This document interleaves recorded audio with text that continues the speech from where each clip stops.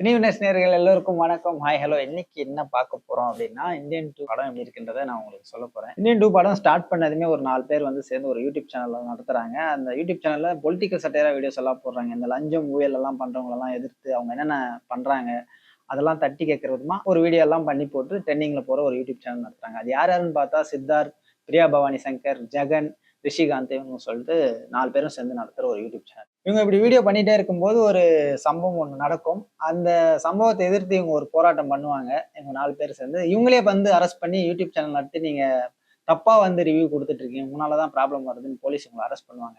அந்த அரெஸ்ட் எல்லாம் முடிஞ்சு வெளிய வந்ததுக்கு அப்புறம் தான், இதுக்கெல்லாம் என்னதான் தீர்வு? இதுக்கு யார் வந்தா சரியாகும்? அப்படின்னும்போது தான் இந்தியன் தாத்தான்னு ஒருத்தர் இருந்தாரு. அவர மாரி ஒரு ஆள் வந்தா தான் மாறும். அப்ப அவரே வந்தா இன்னும் நல்லா இருக்கும் அப்படின்னு யோசிக்கும்போது, அவர் இருப்பாரா இல்லையான்னு ஒரு கன்ஃப்யூசன் போகும். அப்ப சித்தார்த் சொல்லுவாரு, அவர் இருக்கிற மாரி தான் எனக்கு தோணுது. நம்ம அதுக்கு ஒரு முடிவு பண்ணுவோம் அப்படின்ட்டு, கம்பேக் இந்தியன் அப்படின்னு ஒரு ஹேஷ்டேக் ட்ரெண்ட் பண்ணுவாங்க. அது நாடு முழுக்க பரவி உலகம் பூரா போகும். இது எப்படியாவது இந்தியன் தாத்தா வந்துருவாரா அப்படின்னு எதிர்பார்க்கும்போது, காளிதாஸ் ஜெயராம் அவர்கள் ஃபாரின்ல ஒரு இடத்துல இருக்காரு. அவர் எங்க தாய்பேல இருந்து ஒரு மெசேஜ் இவங்களுக்கு கன்வே பண்றாரு. சித்தார்த் டீமுக்கு கன்வே பண்ணி இந்தியன் தாத்தா இங்கதான் இருக்காரு அப்படின்னதும், அவர் போய் இந்தியன் தாத்தாவை மீட் பண்ணி இந்த மாதிரி இந்தியாவில் நடக்கிற விஷயம் இருக்குன்னு சொல்ல போகும்போதே இந்தியன் தாத்தாக்கு தெரிஞ்சிருக்கு இந்தியாவில் இந்த பிரச்சனை ஸ்டார்ட் ஆயிருச்சுன்னு. அப்போ அவர் சொல்றாரு, நான் இந்தியாவுக்கு கண்டிப்பா திரும்ப வரேன், அந்த பிரச்சனையை முடிக்கிறேன் அப்படின்ட்டு இந்தியன் தாத்தா என்ட்ரி கொடுக்குறாரு. பாபி சிங்காவும் விவேக் அவர்களும் போலீஸா இருக்காங்க. பாபி சிங்கா தான் வந்து கிருஷ்ணசாமி, அதாவது நெடுமுடி வேணு இருந்தார் இல்லையா ஃபர்ஸ்ட் பார்ட்ல, அவரோட மகன் தான். இப்போ அந்த இந்தியனை அவர் மிஸ் பண்ணிட்டாரு. அப்பா இவர் பிள்ளையா நான் போய் பிடிக்க போறேன், அப்பா கிட்ட ஆசீர்வாதம் எல்லாம் வாங்கிட்டு ஏர்போர்ட்ல போய் நிப்பாரு. எப்பவும் போல ஹீரோ என்ன பண்ணுவாங்க, ஃபர்ஸ்ட் அட்டெம்ப்ட்ல எல்லாம் மாட்ட மாட்டாங்களே, அதே மாதிரி இவரும் இதுல தப்பிச்சிருவாரு. அதுக்கப்புறமா இவர் பிடிக்கிறதுக்கு எப்பவும் போல போலீஸ் ஒரு சைடு போயிட்டு இருந்தாலும் இந்தியன் தாத்தா அவரோட வேலையை ஒரு பக்கம் ஸ்டார்ட் பண்ணிடுவாரு. இந்தியன் 2ல புதுசா என்ன பிரச்சனை, புதுசா என்ன மாத்த இந்திய தாத்தா அங்கிருந்து வந்தாரு திரும்ப அப்படின்னு பார்க்கும்போது புது பிரச்சனைகளா எதுவும் இல்லை. ஏற்கனவே இருந்த பிரச்சனை இன்னும் கொஞ்சம் அதிகமாயிருக்கு. கொஞ்ச நாள் கம்மியா இருந்தது, அதிகமானதுனால திரும்ப அவர் என்ட்ரி கொடுத்து அந்த பிரச்சனை பண்றவங்களை ஒவ்வொருத்தரா போய் அந்த படத்துல பண்ண மாதிரி இந்த படத்துலயும் சம்பவம் பண்றாரு. இந்த பிரச்சனைகள் எல்லாம் பேசும்போது பெரிய அரசியல்வாதிகள், தொழிலதிபர்கள் இவங்களெல்லாம் வந்து படத்துல சீண்டிருக்காங்கன்னு தான் சொல்லணும். ஒரு கேரக்டர் மட்டும் சொல்லுவேன். இப்ப விஜய் மல்லையா 12,000 கோடி வாங்கிட்டு ஏமாத்திட்டு போயிட்டாரு, அவர் ஜாலியா இருக்காரு, இங்க மக்கள் வந்து கஷ்டப்பட்டுட்டே இருக்காங்க அப்படின்றதெல்லாம் இருக்குல்ல, அந்த மாதிரி நிறைய பேர் இருக்காங்க அவர் லிஸ்ட்ல.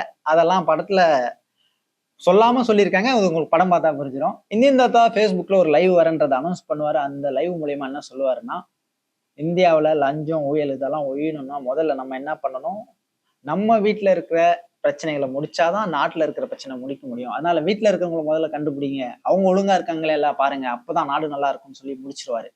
அதுக்கப்புறம் என்ன பண்ணுவாங்க, இந்த 4 பேர் சேர்ந்த கேங் வீட்டுக்குள்ள யார் யார் தப்பு பண்றாங்கிறத தேடி கண்டுபிடிச்சு வீட்டுல இருக்கிறவங்களே மாட்டி வச்சு அதெல்லாம் ஒரு பிரச்சனையா போய் முடியும். அது நான் ஃபுல்லா சொன்னேன்னா படமே சொன்ன மாதிரி ஆயிரும். இது வந்து ஒரு ஒன்லைனா சொல்லியிருக்கேன். மேக்கப் வந்து சில இடங்கள்ல இருந்தது, நல்லாவே தெரிஞ்சது. இவரு இந்த இடத்துல நல்லா ஒர்க் பண்ணிருக்கலாமோ, இல்ல அந்த ஷாட் வந்து அதுக்கு முன்னாடி எடுத்துட்டு அதை எடுக்கிறதுனால அந்த மேக்கப் தனியா தெரியுதோ. ஏன்னா இந்தியன் 1 பார்க்கும்போது நமக்கு அவரை தாத்தாவா தான் நமக்கு தெரியும்.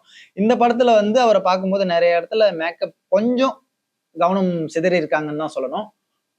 மற்றபடி மேக்கிங் எல்லாம் செம்ம சூப்பரா பண்ணியிருந்தாங்க. சேசிங் சீன் எல்லாம் பிரம்மாண்டமா இருக்கும். அதுக்கப்புறம் இந்தியன் தாத்தா தான் இந்தியன் 1ல ஒண்ணு பண்ணுவார்ல, தப்பு பண்ணவங்களெல்லாம் போய் ரிவெஞ்ச் எடுத்து ஒண்ணு பண்ற மேட்டர் இதுலயும் ஸ்டார்ட் பண்ணி போவாரு. அப்படி போற இடத்துல எல்லாம் இதுல ஒரு புது விஷயங்களெல்லாம் கையாண்டு இருக்காருன்னு தான் சொல்லணும். அது எனக்கு ரொம்ப புதுசா இருந்தது. எப்படின்னா, இது இந்தியன் பார்ட் 1 பார்த்தவங்களுக்கு இது எந்த அளவுக்கு இருக்கும்னு எக்ஸ்பெக்ட் பண்ண முடியல. ஏன்னா எனக்கு ஒரு மாதிரி இருந்தது. இந்தியன் படம் தான் பாக்குறோமா அப்படின்னு யோசிக்கும் போது அந்நியன் படம் பார்த்துட்டு இருக்க மாதிரி ஒரு ஃபீல் வரும். அந்நியன் படம் தான் பாக்குறோமா அப்படின்னு யோசிச்சுட்டு இருக்கும்போது ஏஆம் அறிவு மாதிரி ஒரு ஃபீல் வரும். இதெல்லாம் எதுக்கு வருதுன்னு நம்ம யோசிச்சுட்டே இருக்கும்போது திரும்ப இந்தியன் 2 அப்படி உள்ள வந்திருக்குன்றது ஒரு ஃபீலும் வரும். சங்கர் சார் படம்னாவே தெரியும், பிரம்மாண்டத்துக்கு குறைவே இருக்காது. அந்த பிரம்மாண்டத்துக்கு பஞ்சமே இல்லை. அதே மாதிரி கேரக்டரையும் பஞ்சமே இல்லை. அவ்வளவு கேரக்டர் படத்துல இருந்தது. யார் வந்து போறாங்கன்றத நம்ம மைண்ட்ல வச்சுக்காத அளவுக்கு நிறைய கேரக்டர் இருந்த மாதிரி தெரிஞ்சது எனக்கு. ஆக மொத்தம் நானே நிறைய கதை சொல்லிட்டேன்னு நினைக்கிறேன். படமா எனக்கு பார்க்கும்போது இந்தியன் 1 பார்த்த நிறைய பேர் கமல் ஃபேன்ஸா இதுக்கு போறவங்களுக்கு வந்து அவங்க கமலை இந்தியன் 1ல ஒரு பார்த்துருப்பாங்கல்ல, அந்தோட தாக்கத்தோட இந்த படம் இருக்குமான்னா என்ன பொறுத்த வகையில அப்படி இல்லை. இது ஒரு வேற ஜேனர். இந்த வருஷத்துக்கு இப்போ இருக்கிற ஜெனரேஷனுக்கு எப்படி இருக்கணுமோ அப்படி இருக்கு. அப்படி எடுக்கப்பட்ட இந்த ஜானருக்கு ஏற்ற மாதிரி தான் படம். அந்த மாதிரி செட் ஆயிரும். 2K எல்லாம் கொண்டாடுவாங்களான்னா அதுவும் கிடையாது. அப்ப படம் எப்படிதான் இருக்குன்னா, படத்துல லாஸ்ட்ல ஒரு ட்விஸ்ட் வச்சிருக்காங்க. அதாவது இந்தியன் 3க்கும் ஒரு லீடு கொடுக்குற மாதிரி முடிச்சிருக்காங்க. அதுல ட்விஸ்ட் இருக்கு. பாதி பேருக்கு இந்த நியூஸ் தெரிஞ்சிருக்கும். ஆக்சுவலா அது கமல் சாரே சொல்லிட்டாரு. ஆனா அதுல என்ன கேரக்டர் எந்த மாதிரி வரப்போறாங்க, அவங்களுக்கு பேரா யார் வரப்போறாங்கன்றத கிளைமேக்ஸ்ல வந்து படம்லாம் முடிஞ்சு எண்ட் கார்டெல்லாம் போட்டு ஒரு ரிவீல் கொடுத்துருக்காங்க. ஒட்டுமொத்தமா இந்த படத்துல அவங்க சொல்ல நினைக்கிறது அப்படி என்னன்னா, இது ஒரு 2வது சுதந்திர போர் அப்படின்ற மாதிரி மென்ஷன் பண்ணி தான் சொல்றாங்க. அதற்கான பயணம் இதுல தொடங்கியிருக்கு. பார்ட் 3ல வந்து ஃபுல்லா ஃபினிஷ் அப் ஆகும்னு என்னோட கருத்து. இந்த படத்துக்கு நம்ம மார்க் கொடுத்து கிரெடிட் போற அளவுக்கு நம்ம பெரிய ஆள் கிடையாது. என்ன பொறுத்தவரையில நான் பார்த்த படமா இந்தியன் 1 நான் பார்த்திருக்கேன். இப்போ இந்தியன் 2 நான் பார்க்கும்போது கம்பேரிசனா இது பார்க்கும்போது எனக்கு இது 5க்கு 3 அவ்வளவுதான் கொடுக்க முடிஞ்சது. மற்றபடி உங்கள் கருத்து, நீங்கள் படத்தை பார்த்துட்டு எப்படி இருக்கு, நீங்க எப்படி நினைச்சு இந்தியன் 1 பார்த்து இருந்தீங்களோ, இந்தியன் 2 எப்படி இருக்கு, உங்களுக்கு எப்படி இருந்ததுன்றத கமெண்ட் பண்ணுங்க. மறக்காம சினிவினஸ் யூடியூப் சேனலை சப்ஸ்கிரைப் பண்ணுங்க. சினிவினஸ் ஆப்பை டவுன்லோட் பண்ணி ரிஜிஸ்டர் பண்ணிக்கோங்க. வணக்கம்.